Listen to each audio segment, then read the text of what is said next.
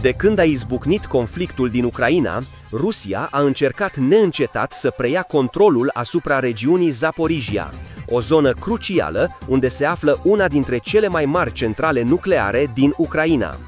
Cu o capacitate de 5700 de megawatts, această centrală furniza înainte de război aproximativ 20% din energia electrică a Ucrainei, fiind astfel o țintă strategică importantă pentru a exercita presiune economică și politică. Deși Rusia controlează centrala, apărătorii din Zaporijia rămân fermi. Miza este clară. În fiecare zi, Rusia trimite mai multe trupe și tone de explozibili pentru a intensifica presiunea. În septembrie 2025, Rusia a făcut o mișcare îndrăzneață, trimițând un avion de luptă bombardier Su-34 în Zaporijia. Su-34, un avion cu două locuri, echipat cu radarul Sh-141, care detectează ținte la o distanță de 248 de kilometri, poate transporta până la 8 tone de armament, incluzând bombe ghidate CAB-500 și CAB-1500, rachete aer-sol K-29 și rachete antiradar K-31P. Zburând cu o viteză de croazieră de 1400 de km pe oră și putând atinge 1900 de km pe oră, acest avion a lansat bombe CAB-500, echivalentul la 500 de kg de TNT, ghidate prin satelit sau laser pentru precizie. Atacul a avut rezultate minime. Forțele ucrainene au doborit rapid avionul într-un contraatac uimitor, lăsând pe mulți să se întrebe cum a reușit Ucraina acest lucru. Dacă susții lupta Ucrainei pentru independență, comentează cu numărul 1. Conform Newsweek, pe 25 septembrie, Rusia a trimis Su-34 în Zaporijia pentru a lovi sudul Ucrainei cu o serie de bombe ghidate lansate din aer. Avionul a efectuat cel puțin 3 atacuri aeriene între 23 și dimineața de vreme a zilei de 25 septembrie, vizând zone rezidențiale și infrastructura industrială, provocând daune severe pe o rază de 10 de metri pentru fiecare explozie. Ucraina nu putea permite continuarea acestui lucru. Dacă era lăsat nestingerit, Su-34 ar fi continuat să bombardeze până la epuizarea munițiilor Rusiei, apoi s-ar fi întors la bază pentru următoarea misiune. Ucraina s-a asigurat că acest lucru nu se întâmplă. Forțele aeriene ucrainiene au lansat un contraatac puternic împotriva Su-34 rusesc. Conform unei postări oficiale pe Telegram a forțelor aeriene ucrainiene, în jurul orei 4 dimineața pe 25 septembrie, Su-34, care efectua atacuri teroriste asupra Zaporijiei cu bombe ghidate, a fost doborât în regiune. Ambuscada a fost planificată meticulos, folosind radare avansate pentru a urmări traiectoria avionului și probabil utilizând un sistem de apărare antiaeriană Patriot în apropiere de Vasilivka. Detaliile doborârii și soarta avionului au fost analizate într-un videoclip postat ieri. Doborarea Su-34 a redus presiunea asupra unui oraș pe care Rusia îl consideră clar o prioritate pe măsură ce anul 2025 avansează. Zaporijia a fost de mult timp în vizorul președintelui rus Vladimir Putin. A fost unul dintre primele orașe vizate în faza inițială a invaziei Rusiei, ducând la capturarea centralei nucleare Zaporijia. În ultimele luni ale anului 2025, Rusia și-a intensificat eforturile în regiune. Un raport din 8 septembrie al The Kiev Independent l-a citat pe comandantul șef al forțelor armate ale Ucrainei, Oleksandr Sirski, care a dezvăluit planul Rusiei pentru o ofensivă majoră asupra Zaporijiei. Programată să înceapă la sfârșitul lunii august și să se extindă în septembrie, planul a fost dejucat de forțele ucrainene. Sirski a declarat: militarii noștri au oprit planurile Rusiei. Au fost forțați să amâne ofensiva asupra Zaporijiei și să redirecționeze unitățile de marină către Donetsk. Utilizarea cuvântului amâne de către Sirski sugerează că schimbarea temporară a focusului Rusiei de la Zaporijia este doar temporară. Până pe 22 septembrie, Institutul pentru Studiul Războiului, ISV, a raportat o nouă încercare a Rusiei de a captura orașul, vizând să mențină pozițiile de pe linia frontului și să protejeze zonele din spate de contraatacurile ucrainiene. Rusia și-a intensificat atacurile aeriene cu artilerie autopropulsată 2S-19 Msta-S de 152 de mm și rachete BM-21 Grad pentru a slăbi apărarea ucrainiană. Acest lucru este direct legat de desfășurarea Su-34. Rusia are nevoie de zone sigure pentru avioane precum Su-34 pentru a opera. Până pe 22 septembrie, Rusia s-a concentrat pe securizarea unor astfel de zone, probabil pentru a permite atacul Su-34 asupra Zaporijiei. Deși nu a avansat direct în oraș încă, Rusia se pregătește pentru asalturi mai puternice.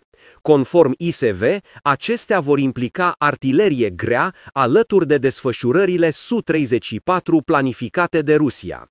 La doar o zi după raportul ISV, Rusia a lansat un atac la scară largă, conform New Sky, lovind puternic Zaporizhia înainte ca Ucraina să doboare Su-34.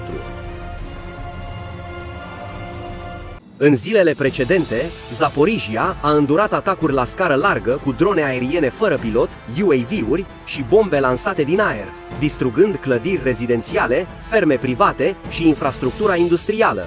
Între 20 și 23 septembrie, drone Shahed 136 și bombe CAB 500 au afectat cel puțin 10 zone rezidențiale.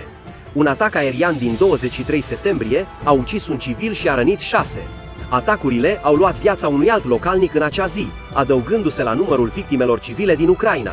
Cel puțin 4 case au fost avariate într-un atac aerian, posibil efectuat de Su-34, iar pompierii au stins incendii care acopereau peste 130 de metri pătrați în Zaporizhia.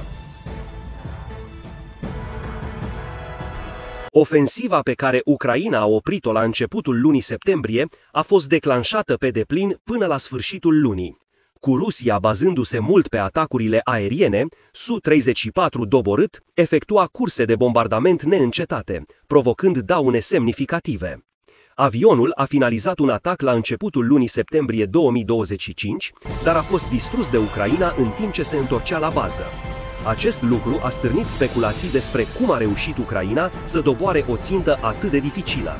Army Recognition notează viteza obișnuită a Su-34 de 1400 de km pe oră, cu un maxim de 1900 de km pe oră, aproximativ de o dată și jumătate viteza sunetului, ceea ce îl face o țintă greu de lovit. Totuși, The New Voice of Ukraine l-a citat pe expertul Mihailo Zhirohov, care a oferit informații despre lovitura forțelor aeriene ucrainiene. El a sugerat că principala slăbiciune a Rusiei, cu Su-34 pierdut, a fost traiectoria sa previzibilă. Zhirohov a notat: este probabil ca rușii să fi urmat trasee previzibile. Când nu întâmpină rezistență, piloții de pe front își pierd adesea vigilența. Astfel, o ambuscadă ucrainiană a fost doar o chestiune de timp. Ucraina a folosit radare avansate pentru a urmări și prevedea traiectoria Su-34, poziționând apărarea antiaeriană în apropiere de Vasilivka, unde avionul zbura adesea la altitudini joase. Punctul lui Zhirohov este convingător. New Sky a raportat că atacurile cu bombe ghidate ale Rusiei asupra Zaporizhiei au început cel puțin pe 23 septembrie, sugerând 2 zile de atacuri constante înainte ca Su-34 să fie doborât. Dacă neglijența s-a strecurat în operațiunile rusești, plauzibil, având în vedere șiruri de atacuri de succes ale avionului, a apărut o oportunitate de ambuscadă. Ucraina a urmărit pur și simplu traseele de bombardament ale avionului pentru a identifica originea și calea de întoarcere, apoi a așteptat momentul potrivit. Când Su-34 a urmat din nou traseul său familiar, Ucraina era pregătită. Zhirohov a speculat asupra armelor folosite, conform The New Voice of Ukraine, afirmând: ar putea fi orice, de la un sistem mobil Patriot la o lovitură cu o rachetă F-16 pe care le avem din abundență. Sistemul Patriot cu rachete PAC-3, care ating Mach 3 și o rază de 120 de kilometri, ar putea doborî un Su-34, mai ales cu sprijinul aeronavei de avertizare timpurie ASC-890 din Suedia. Ambele scenarii sunt plauzibile, în special dacă Ucraina a cartografiat traseul Su-34 pentru o ambuscadă. Sistemul Patriot, unul dintre puținele active de apărare antiaeriană ale Ucrainei, este ideal pentru această misiune. Foarte mobil și modular, poate fi desfășurat oriunde este nevoie. Zaporizhia, aflată sub atac aerian constant, era o locație ideală pentru unul dintre cele 6 sisteme Patriot rămase ale Ucrainei. Ascuns în terenul deluros de lângă Vasilivka, a folosit peisajul pentru a evita radarul rusesc. Ascunderea unui Patriot într-un loc perfect pentru ambuscadă nu a fost dificilă, mai ales cunoscând traseul obișnuit al Su-34. Rachetele Patriot sunt suficient de rapide pentru a depăși un Su-34 la viteză maximă, chiar și de la distanță. BBC notează că PAC-3 atinge Mach 3, de aproximativ 2 ori viteza Su-34. Avionul rusesc probabil nu era la viteză maximă, posibil încetinind pentru a conserva combustibilul sau pentru a asigura precizia bombardamentului, ceea ce l-a făcut o țintă mai ușoară pentru PAC-3. În cele din urmă, Rusia a pierdut un alt Su-34. Cu aceasta, Ucraina a ridicat numărul total de aeronave rusești doborâtă de la invazie la 427. Desfășurarea îndrăzneață a Rusiei a unui Su-34 într-o zonă necontestată a avut un cost mare. Ucraina a demonstrat că poate neutraliza cele mai avansate avioane ale Rusiei. Rusia a învățat o lecție pe care Ucraina o predă încă de la începutul invaziei. Trimiterea de avioane de luptă în Ucraina riscă distrugerea lor aproape sigură. Scepticii ar putea întreba de unde știm că Ucraina a doborât Su-34. Este o întrebare corectă. Postarea pe Telegram a forțelor aeriene ucrainene a oferit puține detalii dincolo de confirmarea loviturii, iar metoda rămâne în dezbatere. Dar raportul Militarny risipește îndoielile. Pe 25 septembrie, Militarny a citat relatări detaliate de pe canalul de Telegram Hnila Vishnia, care urmărește situația din Zaporizhia. Canalul a oferit o descriere minut cu minut a incidentului cu Su-34. La ora 4:03 dimineața, ora locală, a raportat o amenințare rusă care implica aeronave și muniții ghidate lansate din aer. 4 minute mai târziu, a notat că avioanele rusești au ajuns la linia de lansare.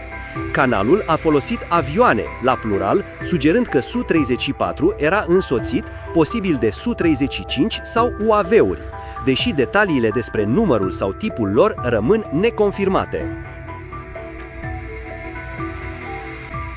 Până la ora 4:11 dimineața, Hnila Vishnia a raportat că 2 așezări din Zaporizhia, Tokmak și Molochansk, au fost vizate de curse de bombardament Su-34, folosind bombe CAB, muniții explozive de mare putere, cu module universale de planare și corecție pentru precizie. Acest lucru confirmă că Su-34 a reușit bombardamentul înainte de a fi doborât. Dar la scurt timp, problemele au apărut. La ora 4:14 dimineața, conform Militarny, Hnila Vishnia a raportat că un avion rusesc, probabil Su-34, a funcționat defectuos. Un minut mai târziu, a deviat de la curs și a dispărut lângă Vasilivka. Resturile găsite lângă Vasilivka au confirmat că a fost lovit de o rachetă antiaeriană, probabil o PAC-3 de la un Patriot. Confirmarea Ucrainei a venit aproape 4 ore mai târziu, la ora 7 dimineața. Pentru îndoielile persistente, Militarny a adăugat mai multe detalii. Propagandiștii ruși, blogări militari pe Telegram, au negat inițial pierderea Su-34. Dar până la prânz, pe 25 septembrie, Ilya Tumanov, de pe canalul Fighter Bomber de pe Telegram, a recunoscut că avionul a fost distrus. Impactul mai larg al evenimentului asupra războiului din Ucraina este mai greu de evaluat. A afirma că distrugerea unui Su-34 va schimba cursul conflictului este inexact, dar asta nu diminuează realizarea impresionantă și valoroasă a Ucrainei. Cel puțin înseamnă un avion mai puțin care amenință Zaporizhia cu bombe ghidate. Cu noroc, întârzierile Rusiei în înlocuirea acestuia vor oferi orașului o pauză. Pierderea unui alt Su-34, cu aproximativ 100 încă operaționale, ar putea forța Rusia să se bazeze pe Su-25 mai puțin avansate sau să crească utilizarea dronelor Shahed-136. Su-34 probabil zbura cu alte aeronave, posibil avioane de luptă sau bombardiere capabile să continue atacurile asupra Zaporizhiei. Acest lucru rămâne neclar, dar Ucraina va sărbători oricum doborârea unui alt Su-34. Termenul altul este potrivit, deoarece Su-34 este una dintre cele mai utilizate platforme aeriene ale Rusiei și cea mai frecvent pierdută.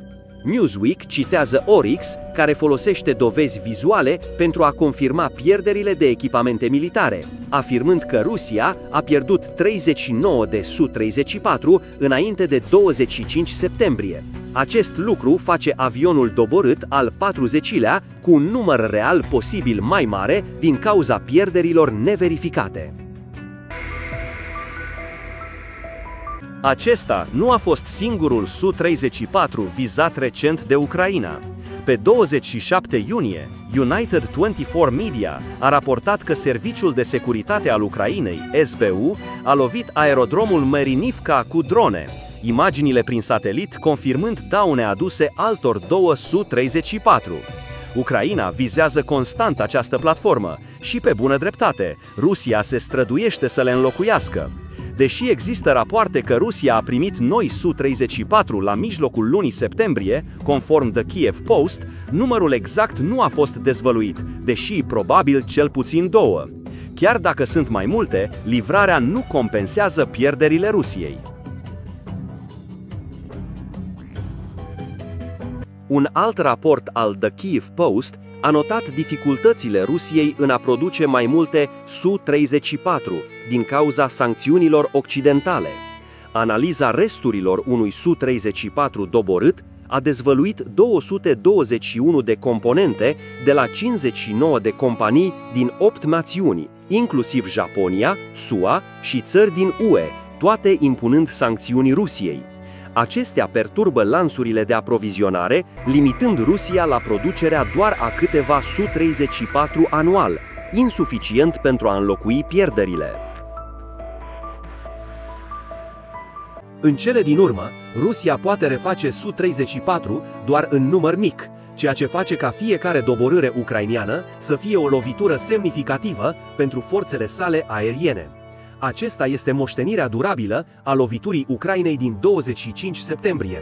Doborârea unui alt Su-34 nu va pune capăt războiului sau nu va opri atacurile aeriene ale Rusiei asupra Zaporizhiei, deși le va încetini. Lovitura servește ca un memento. Ucraina poate doborî avioanele rusești. Rusia s-ar putea gândi de 2 ori înainte de a mai trimite un Su-34 în Ucraina, mai ales cu rezervele în scădere și perspectivele limitate de reaprovizionare. Dacă susții lupta Ucrainei pentru independență, comentează cu numărul 1.